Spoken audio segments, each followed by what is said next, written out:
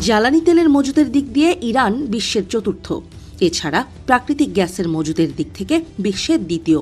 পশ্চিমাদের চাপিয়ে দেয়া দীর্ঘকালীন অর্থনৈতিক নিষেধাজ্ঞা সত্ত্বেও নিজেদের কৃষি, শিল্প ও প্রযুক্তি খাতে স্বনির্ভর হওয়ার চেষ্টা চালিয়ে যাচ্ছে ইরান।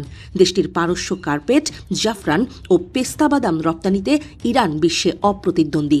সামরিক সক্ষমতার দিক থেকে ইরান বর্তমানে মধ্যপ্রাচ্যের অন্যতম শক্তিশালী দেশ। গ্লোবাল ফায়ার পাওয়ার ইন্ডেক্সে বিশ্বের শীর্ষ 15টি দেশের মধ্যে রয়েছে ইরান। ইরানের সামরিক বাহিনীর দুটি প্রধান শাখা রয়েছে, একটি নিয়মিত সেনাবাহিনী এবং অন্যটি ইসলামিক বিপ্লবী গার্ড IRGC।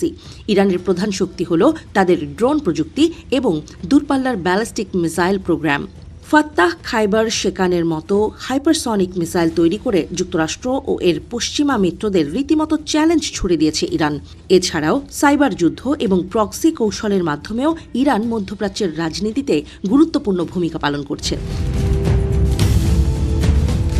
৬,০০০ বছরের পুরনো বসতি থেকে আজকের আধুনিক ইরান সফরটি ছিল সংগ্রাম ও বীরত্বের। একদিকে যেমন রয়েছে পারস্যের কবি হাফিজ সাদির সাহিত্যিক ঐতিহ্য, অন্যদিকে রয়েছে আধুনিক নিউক্লিয়ার ও মহাকাশ গবেষণা প্রযুক্তি।